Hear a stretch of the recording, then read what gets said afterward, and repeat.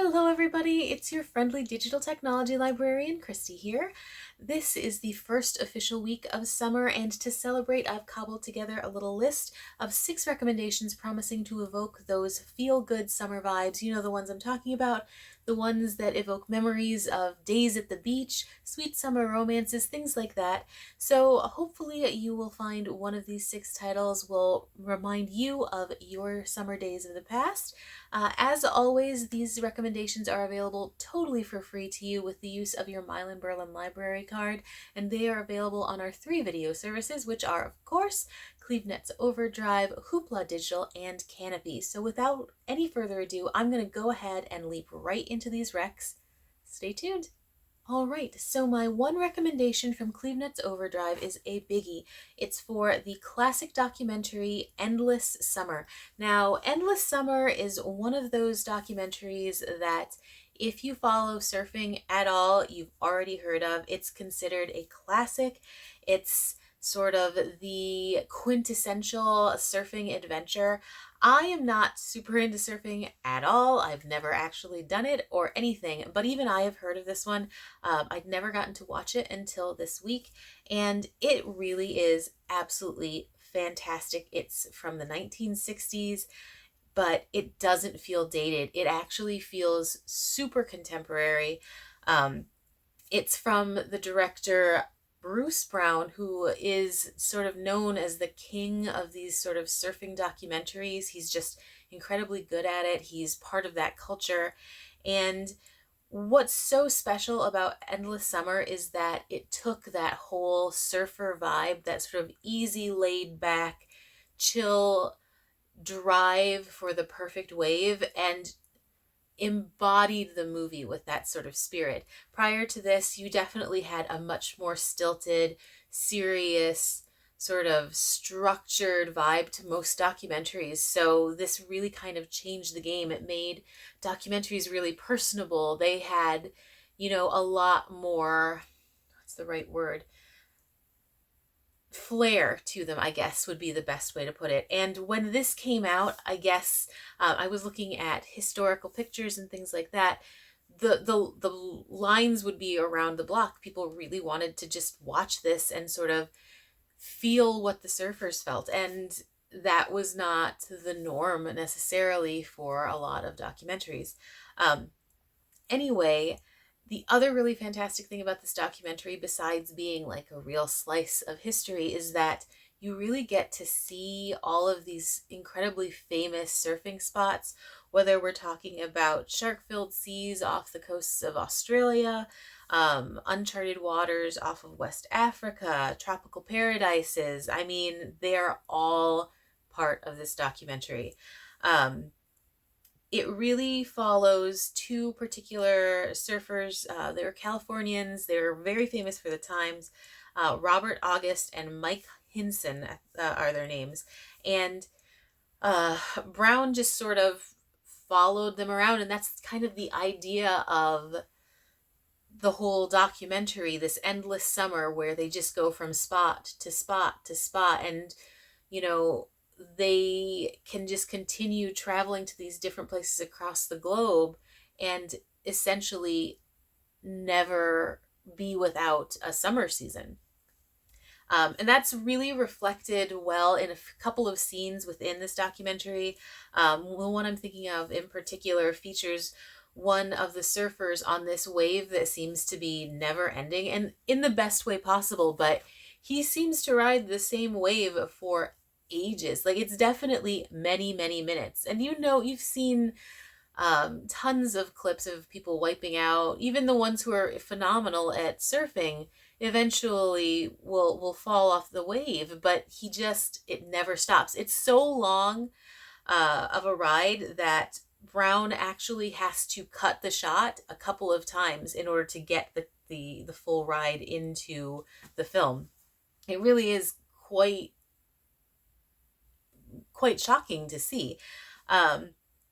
So if you are at all interested in surfing, if you are interested in history, if you're just looking for a film that will sort of evoke those sort of chill but adventurous vibes at the same time, make sure you check out Endless Summer. It's really, really, really fascinating. Honestly, it delves into this culture that I'm so far removed from. Like, I have absolutely no connection to the whole surfer aesthetic, but it really, really made me interested in it. You know, that whole 1960s chill surfer dude kind of thing. It was fascinating, and I had a really good time while watching it. So I hope that you will check it out and sort of see if you can get caught up in that summer vibe too. Okay, moving on to our Hoopla digital recommendations. The first of those is for a film called Indian Summer. Now, Indian Summer is one of those really heartwarming ensemble films about 8 friends, I think, who, after 20 years, end up coming back together, and a lot of situations ensue. They have, for the most part, not really been all together in about 2 decades, so of course, things are going to be a little awkward, a little bit stilted, but at the end of the day, we see how those bonds of old really do still exist. So, the premise of this film is that Uncle Lou, this camp director, he's about to retire, and so he decides to invite all of these kids he used to counsel to come back for one last hurrah, right? So, these 8 kids in particular, we're all super duper close, and everybody decides to return and sort of see where they're all at. And you get people who are in such different places in their lives, which is 100% believable. You have one really, really successful fashion designer who is fairly unhappy in his marriage. You have a young woman who is unfortunately newly widowed. She's trying to move on, but having a really difficult time. You've got a couple free spirits who still are sort of nebulously existing in the world. I mean, it is definitely a mishmash of characters and personalities, but they all work really, really well together, and the chemistry is so solid in this cast. You have Alan Arkin playing the camp counselor. You've got Elizabeth Perkins, Diane Lane, Vincent Spano, Bill Paxton. I love Bill Paxton in anything. And the film really does rely on the cast chemistry, and it is so solid in this. You have moments that are absolutely hilarious, primarily from Arkin's Uncle Lou. And when I say hilarious, I mean laugh out loud funny. They're absolutely ridiculous. But then you have some pretty heavy moments, especially with Diane Lane's character, Beth, who is the woman who's dealing with the loss of her husband. She has some pretty heavy stuff going on. And that's not to say that every time Beth is on screen, it's bam, heavy, dark. She's got lighter moments mixed in too. And her character interacts the most with a character in particular played by Bill Paxton, and they have a really, really solid vibe together as well. As I mentioned earlier, it definitely is going for the big chill kind of feeling, where, the question is, are there pitfalls to looking at the good old days through rose-colored glasses, or is that kind of nostalgia really important, a really good thing? And, it's a good question, honestly. I mean, I think this movie puts us all in these characters' places, and it really does make you reflect. There's a bonus for fans of Steve Martin's Father of the Bride movies, or for fans of Brad Paisley. You'll probably be familiar with the actress Kimberly Williams, who is wonderful in everything she's in. She has a small role as the much younger girlfriend of one of the little cadre of friends. And it's just really fun to see her on screen. She does a really solid job with the small role that she has. Anyway, if you are looking for a movie that has that sort of nostalgia factor, that big chill feel, if you like films about, summer camp, if you like films that really do play with funny and dramatic themes sort of juxtaposed against each other. If you like sort of a quiet, chill vibe to your movies, Indian Summer is definitely one to check out. It was very, very good and quite entertaining. My next Hoopla recommendation is for fans of summer romances in that sort of Hallmark Hall of Fame vibe. And this one is called Made for You with Love. I really, really enjoyed this one. I am not even that big of a Hallmark Hall of Fame movie fan. I really am not, but this one's just very, very sweet, and it's a lot of fun. So in Made for You with Love, we are looking at this very hardworking owner of a used wedding gown business. She basically takes these secondhand dresses and turns them into these gorgeous custom made creations for brides who can't necessarily normally afford these $1,000 dresses that all of the really hip and trendy girls are doing, say on like, if you've ever looked through wedding gowns on Instagram, it's insane. Uh, this is definitely playing that sort of element up. So she definitely is really, really dedicated to her cause. She thinks everybody should be allowed to have, beautiful things on this really important day to them. So she essentially wants to bring that possibility to all of the people out there. So she's a really nice person, obviously. She, of course, has her own little history that's a little bit sad. She has this broken engagement, so she's definitely a bit relationship shy. But she does have that crazy drive pushing her forward within her chosen career. While she has been very, very gun shy in relationships, she suddenly meets this guy who is absolutely perfect. He's everything she wants, like perfect on paper, but there's no like spark or chemistry.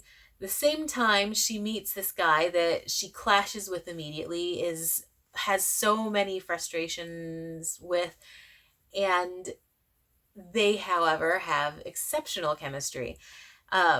He ends up being someone who's in the position to help her take her business to the next level. And as time goes by, she ends up having feelings for him. So she's sort of juggling the thought of which guy is the one for her. The perfect guy who is nice, who is sweet, who is all the things that she's been looking for, or this guy who makes her absolutely crazy, but who also speaks to her on a different level. It's fairly predictable. Obviously, like I said, it's a Hallmark style movie. You know who she's going to end up with. I mean, there's no question. But it's still really fun, and it definitely has this summer romance vibe. The other thing that's fun about it is that its male lead, the guy that she clashes but has chemistry with, is played by Brandon Zub, who is sort of the go-to leading man in this particular faction of uh, light, fluffy romances. He's been in so many. Like Hallmark has this cadre of actors that it always goes to. Real One, which is the company that made for You with Love, has its own stable of actors that it perpetually reuses. Zub is one of them, and he's always reliable. That's the thing. When you know these particular actors are in a film, you know what you're going to get. It's not going to be, surprising most likely, but you will get a reliable, believable, fun performance from someone, and it'll be entertaining and you'll have a good time. And that's what these sort of summer romance movies really are all about. Are you entertained? If you are, then the film has done its job. So if you're looking for something light, fluffy, fun, sweet, that's not going to push you or, make you at any point feel really sad or anything like that. If you're just looking for something sweet and romantic, Made for You with Love is an excellent one. I really, really liked it. As far as this style of film goes, it honestly is one of the best ones I've watched in quite some time. And I watched a ton of these at Christmas this last year. So definitely recommended. Made for You with Love on Hoopla. Okay, so my final recommendation from Hoopla is for It's for Grease Live, not Grease that the classic that we're all familiar with, you know, the one with John Travolta and Olivia Newton-John in their skin-tight black outfits, shimmying and shaking, and that fun house to You're the One That I Want. Not that one, but to the made-for-TV live version that starred, I believe, Julianne Hough from Dancing with the Stars and Vanessa Hudgens. Um, Definitely a different feel to the film, but you know, I think that that's kind of a good thing. Most people are very, very familiar with that classic film, Grease, that has Travolta and Newton-John, that stars Stockard Channing, that has all of these songs that we know, that we love, and is just super familiar. Uh, but when a film is so ingrained in our collective minds, I think sort of shaking things up with a newer, different version is a really, really good thing. Um, this version is also significantly closer to the play version. So if you have never seen the stage play, this one is definitely going to be a really interesting experience because it will have a few different scenes. It will have a few different numbers, kind of to give it a slightly fresher vibe. Um, if you are not already familiar with the storyline of Grease, it's basically a film that explores the friendships, the romance, misadventures of this group of high school kids growing up in the 1950s. Um, you have this sweet, wholesome exchange student and this sort of leather-clad delinquent who have a summer romance that essentially happens for the most part off screen. Um, and then they end up meeting at school once it reconvenes, and they're obviously in two totally different groups. They're not cliques that would normally meet, and it begs the question: can a romance cross these sort of clique lines? It's definitely it's definitely nothing earth-shattering as far as storyline, but it is definitely also a lot of fun. The music is really, really solid, and has music that you will be humming and singing long after the film is done. The acting in this different version as well is very, very interesting, especially if you're familiar with the original movie. And again, I really like being able to compare and contrast performances. um it's almost like it's almost like a class study kind of thing, where if you put the two up against one another, who is playing what motivations, things like that, which I really, really enjoy. um the storyline in general is a little bit dated. You do have some elements that, if this were a truly contemporary story, would never even happen. But I think there are also themes that are universal regardless of when the time period is. So overall, Grease Live is a really, really fun adaptation of the original Grease storyline. The music is quite well done. It's also just a really fun exercise in seeing something performed live, um, and will give you sort of something to watch in an evening when you kind of want to just sort of either chill out and be able to hum these really familiar tunes, or if you want to have like a bit more of an academic study approach to it, where you compare, say, Olivia Newton-John's performance to Julianne Hough's. They are very different performers. Or you know, Vanessa Hudgens to Stockard Channing. That one in particular, I find an interesting comparison. Anyway, definitely would recommend Grease Live, which is available on Hoopla. It's quite respectably done, I think, overall as a whole, even removing its connection to the original Grease film. So please check it out, Grease Live on Hoopla Digital. Okay, my final recommendations are both, of course, from our Canopy service, and the first of those is for a lovely little film called Prince Avalanche. Prince Avalanche stars Paul Rudd and Emile Hirsch, who are two unbelievably fantastic actors. I love them. I love them both. Hirsch gets a lot of credibility for his acting roles, but I feel like Paul Rudd is extremely underrated in some ways. Everybody loves him because how do you not love Paul Rudd? But I think we generally see him as this like funny, comedic, sort of sly dude who's always ready with a witty comeback. And Prince Avalanche shows that he has some serious acting chops. I mean, like serious acting chops, and still manages to maintain like a funny vibe at the same time. But man, he's really, really good in this. Anyway, this film is a summer road trip movie of sorts between this oddball couple of dudes. Paul Rudd plays Alvin, and Emile Hirsch plays Lance. Lance is the brother of Alvin's girlfriend, so it's kind of a forced relationship, in fact. Very different personalities. Alvin is out on the road looking for, peace and solitude, whereas Lance, I think, is just looking to run away from life in general and is kind of forced out anyway. So these two are kind of on a road trip in which they are repainting the center highway lines. So it's a working road trip. And they end up having some really strange interactions with people and just misadventures. And at the same time, really start to get to know one another outside of this sort of pre established relationship that they've always had. And it's in those little moments where they are truly bonding that you see how strong the acting is.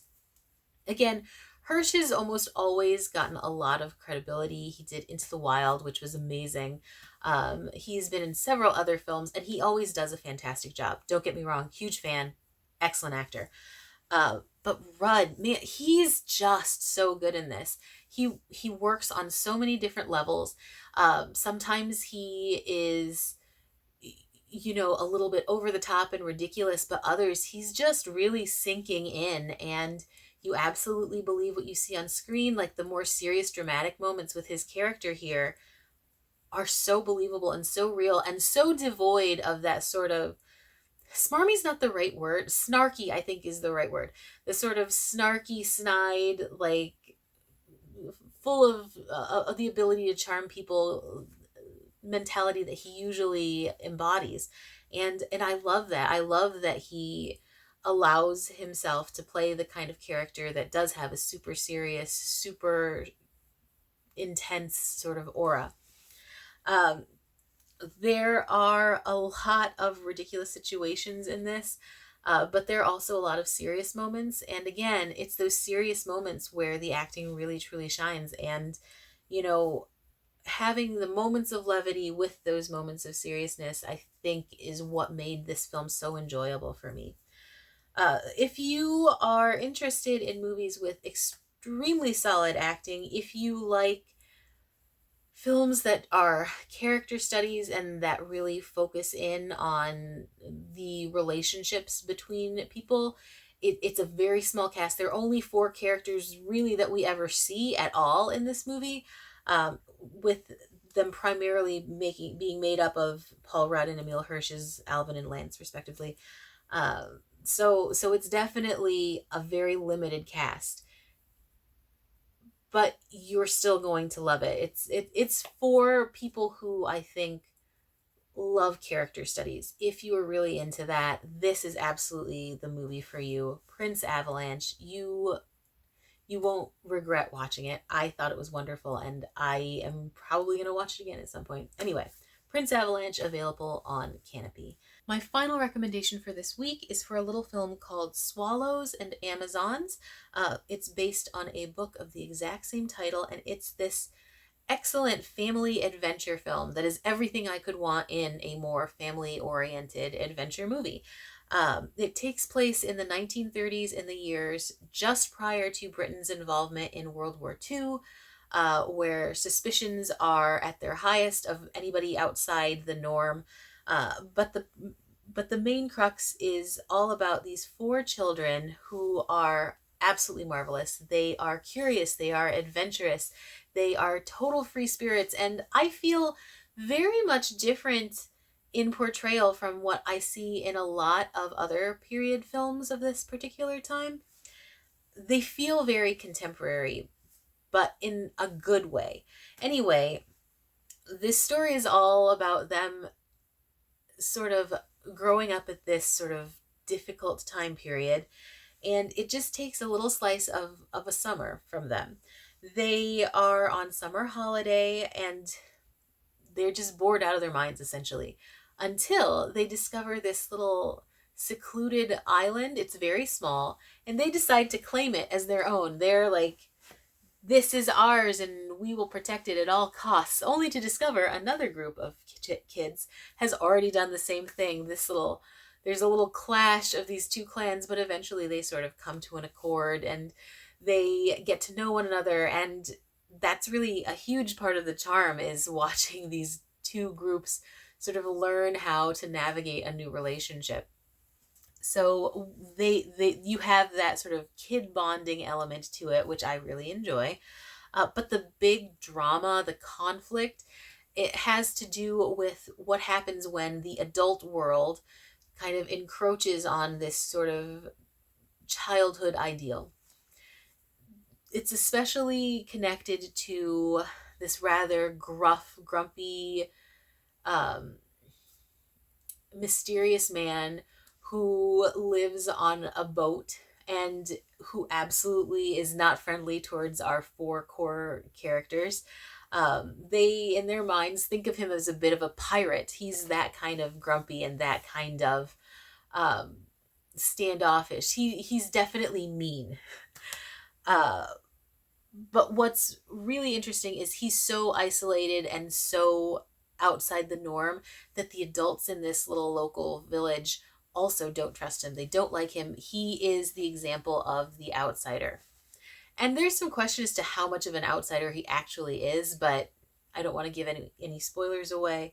But yeah, it's primarily watching these kids interact with this small world around them as they have to start looking at things in a different way as well. Is it fair to look at this man as this pirate? Is it fair to judge him based just on those particular elements that they've rather arbitrarily decided on? And I love that. I absolutely love that about this film.